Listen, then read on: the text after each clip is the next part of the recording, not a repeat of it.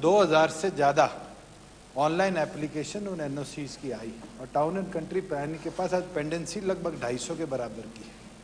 Process simplify किया, जहां आप कह रहे हैं कि रजिस्ट्रियां 7A इसलिए बनाया गया था कि वहां अनप्लान डेवलपमेंट ना हो। अगर आप बोलते हैं कि इन 3 महीनों की अनप्लान डेवलपमेंट की रजिस्ट्रीज के ऊपर इंक्वायरी करो, मैं तो आपको अभी बोलकर हटाऊं इस सदन के अंदर कि हमने 17 तक सारी इंक्वायरी करी है, मगर अगर आप सहमत हैं तो हम तो 10 साल की करवा देते। गुड़गांव सबसे ज्यादा अनप्लान डेवलप हुआ तो कहीं ना कहीं पिछले 1 दशक पहले शुरुआत करी गई अनप्लान डेवलपमेंट के कारण आज हुआ। और केवल मात्र गुड़गांव नहीं, 32 अर्बन लोकल बॉडीज आज ऐसी हैं जो 7A के अंदर आती हैं। हजारों गांव हैं जो 7A के अंदर आते हैं। आप मंत्री रही हैं सदन के अंदर, आपको इतना पता होना चाहिए कि सरकार प्रतिबंधित नहीं कर सकती किसी को प्रॉपर्टी को रजिस्टर कराने से, मगर उसके ऊपर फ्लैग्स लगा सकती है। समय समय पे अर्बन लोकल बॉडीज पे हमने फ्लैग 2 प्रकार के लगाए कि आप प्रॉपर्टी टैक्स पूरा दीजिए, अगर आप डेवलप्ड एरिया में रहते हैं तो डेवलपमेंट चार्ज पूरे दीजिए। और उसका नतीजा है कि करोड़ों रुपए राजस्व के पिछले 1 महीने के अंदर हमें और इकट्ठे हुए। माननीय सदस्य भी बोल रही थी कि हमें मलिक साहब, मैं बोल रहा हूं, बैठ जाओ मलिक साहब, बैठ जाओ। माननीय सदस्य बोल रही थी कि हमारे को राजस्व का नुकसान हो रहा है डिले करने से, और कोई सदस्य भी बोल के गया पेंसिल लगा दी जाती है। मैं आपको एक सिर्फ फैक्चुअल फिगर्स बताता हूं कि अक्टूबर 2019 के अंदर, जब तो कोई प्रतिबंधित नहीं था, चुनाव चल रहे थे, रजिस्ट्रियों पे कोई रोक नहीं थी, उस समय राजस्व के अंदर 495.63 करोड़ रुपए आया।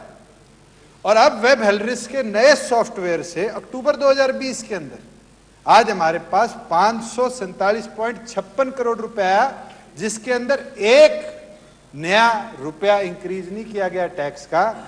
ये 51.93 करोड़ की वृद्धि है पिछले साल से। ये सिस्टम सुधारने का नतीजा है और हम इस लक्ष्य के साथ आगे बढ़ रहे हैं। कोई अगर ये कह रहा था कि रजिस्ट्रियां रोक दी गई, अगर आपकी स्वयं किसी की रजिस्ट्री है, आपका लीगल राइट है, आप बताइए कौन प्रतिबंधित कर रहा है। मगर दूसरे की रजिस्ट्री और गलत रजिस्ट्रियों का ठेका लेने का काम अगर कोई करता है, डराता धमकाता, तो मैं करता हूं कि सदन को उसकी भी निंदा करनी चाहिए।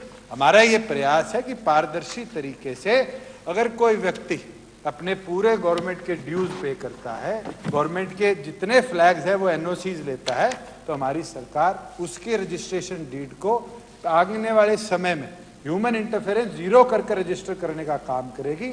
आप स्वयं उठाकर देखिए कि तेलंगाना सरकार ने, जब हमने वेब हेलरिस को डेवलप किया, हमारे मॉडल को रेप्लिकेट करने के लिए अपने वहां भी रजिस्ट्रेशन प्रोसेस को बंद करने का काम किया।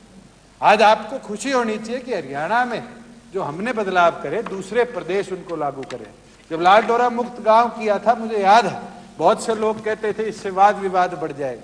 केंद्र सरकार ने 1 नहीं 8 प्रदेशों के अंदर स्वामित्व योजना को लागू किया। ये बदलाव है। जब बदलाव होते हैं तो मुझे लगता है कईयों को बड़े दुख होते हैं, और उस दुख का हिस्सेदार शायद सदन के आज कई सदस्य हैं। धन्यवाद। एक मिनट मेरे सप्लीमेंट। अध्यक्ष जी, मैंने माननीय मंत्री जी की सारी बात सुनी। जिस सॉफ्टवेयर की ये बात कर रहे हैं वही तो मैं कह रही हूँ, मैं भी वही बात कर रही हूँ कि सॉफ्टवेयर जो है, जो अपलोड पे जिस पे ये इतनी वो गर्व कर रहे हैं, ये हमें मालूम है हमारे समय पे ही ये सॉफ्टवेयर सारा का सारा शुरू हुआ था। चौधरी सुरेंद्र सिंह जी जब एग्रीकल्चर मिनिस्टर थे, तब वो सबसे पहले ये बात लेकर आए थे कि कंप्यूटराइजेशन सारी की सारी रजिस्ट्रियों की होनी चाहिए।